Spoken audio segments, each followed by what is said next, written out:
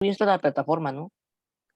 El video sí sube a la plataforma, así que tranquilos, ahí los enfoco. Ahorita, bueno, lo estamos grabando también, y ustedes ya están saliendo, saluden a la cámara, primer día de clases de Historia Universal. Y ahora sí, bien, vamos a empezar explicando y conociendo un poquito más acerca de este tema. Las monarquías, que el año pasado hemos venido hablando, recuerden ustedes, eran absolutistas, ¿cierto? Y surgió un término, el absolutismo. Ahora, ¿qué siglo termina? Siglo XIX. La edad moderna va a traer una serie de cambios políticos, económicos, sociales, que ustedes han visto, que todos hemos compartido y como vimos cómo todos iban acogiendo la modernidad. Pero las dos revoluciones industriales va a ser un punto importante que va a favorecer a este tiempo. Pero estas monarquías absolutistas o estas monarquías coloniales van a agarrar fuerza, van a coger poder cuando van a empezar a expandir sus territorios. ¿Cuándo van a empezar a expandir su territorio?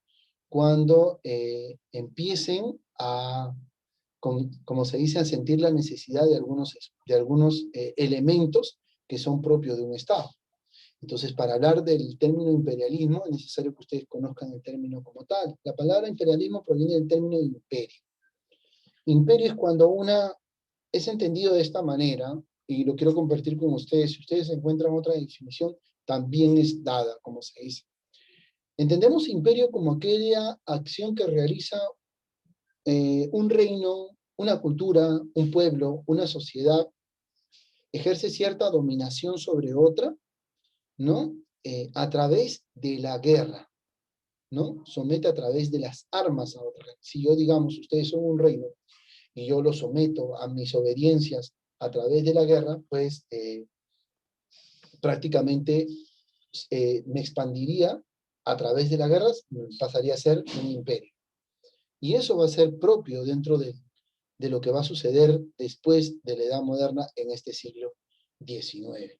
El imperialismo tiene sus bases en el siglo XVIII, cuando se cimentan las primeras monarquías, tanto inglesas, portuguesas, no, la corona francesa también, se van a ir cimentando. A eso se van a ir sumando diferentes aspectos importantes que va a ser propio de, de este tiempo.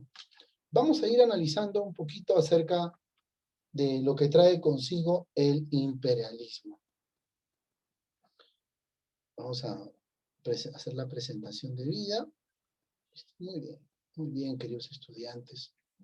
Vamos acá, listo. Ahora sí minimizamos, jalamos esto. Bien. A ver, entendamos la definición de imperialismo para que todos entendamos. Dice que es el dominio de los países industriales, término punto uno. Por eso les digo y les comento lo importante y lo valioso que es las dos revoluciones industriales que hemos tratado, que conocemos y que vamos a volver a retomar tranquilos, porque le da un gran aporte a estos tiempos.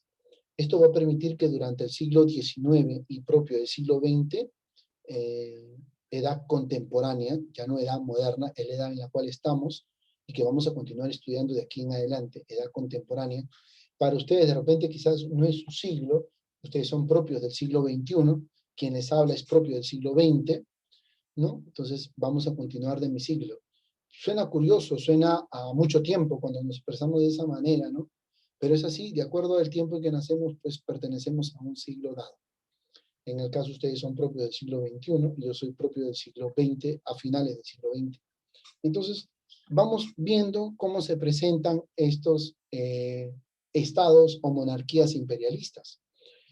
Van a surgir términos como conquista y colonización. Recuerden ustedes que ya para este tiempo se están colonizando diferentes estados. El Perú ya fue descubierto, ya está colonizado, ya hay un virreinato también. La India fue uno de los primeros, ya está también colonizado, está conquistado. África prácticamente va a sentir y va a ser uno de los azotes cuando hablamos de historia universal, ¿no? Que va a explicar, y me toca explicar esa parte de lo que es el reparto de África, cómo otras naciones sin el consentimiento, sin el permiso de los propios dueños, se adueñan de su casa, se adueñan de sus territorios, se adueñan de todo lo que pues les pertenecía, sin que nadie les pidiera permiso, sin ninguna autoridad, sin nada.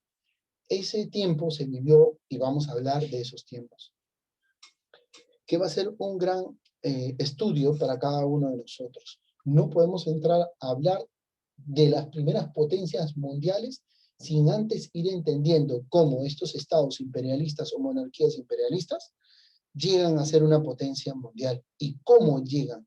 La base de cómo llegan, de conocer hoy en día cómo Rusia fue una potencia mundial, muy a pesar de que Japón lo derrota, cómo Japón llega a ser una potencia mundial, en qué momento llega a ser una potencia mundial, por qué Perú, no, son dos realidades distintas, por favor.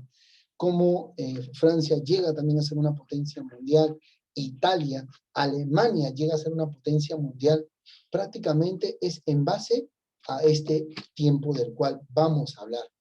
Pero la base es que fueron, en un determinado tiempo de la historia, fueron estados imperialistas, ¿no? ¿Por qué? Porque tenían sus colonias. El más conocido, de lo cual vamos a hablar cuando tocamos el tema de imperialismo, va a ser Gran Bretaña o Inglaterra, o los ingleses, ¿no? Y el de los franceses. Dos esquemas bien marcados de cómo era un Estado imperialista y cómo ejercía su dominio en ese Estado, ¿no? Muy a pesar, va a tener justificaciones bien marcadas. Pero ¿cuáles van a ser esas causas? Vamos a tener causas políticas, causas sociales, causas económicas, diferentes aspectos van a ser sus causas. Entre las que hemos marcado el día de hoy, va a ser la búsqueda de materia prima. ¿Qué es lo que pasa? La materia prima en estos estados imperialistas se estaba acabando. Si bien es cierto, los ingleses todavía tienen un sustento de las Indias. Recuerden ustedes que antes que se dé la independencia de las 13 colonias, este era un puerto para pues, reordenar, abastecerse, descansar y vuelta a llegar. Por lo tanto, surgen términos como colonia y metrópoli. ¿Me dejo entender? Yo llevo las riquezas a la metrópoli, o sea, al Estado imperialista. Y eso va a surgir y va a estar embullido en este tiempo. Va a haber también la necesidad de buscar mercados, ¿no? Fuera de su territorio, donde poder brindar. Y esto, la necesidad de buscar un mercado va a condicionar lo que se va a propiciar como un nuevo sistema económico, imagínense, ¿no? La búsqueda de un mercado donde ofrecer mi producto, yo lo fabrico, yo lo produzco, yo lo vendo, y yo mismo, pues, me voy enriqueciendo, ¿no? Y se plantea un nuevo sistema económico que instauran estos estados imperialistas. Van a surgir términos importantes como el nacionalismo, que va a ser un gran látigo para muchos reinos imperialistas o muchos estados, porque va a permitir la formación de, la formación de nuevos estados, nuevos países, que son propios de este tiempo.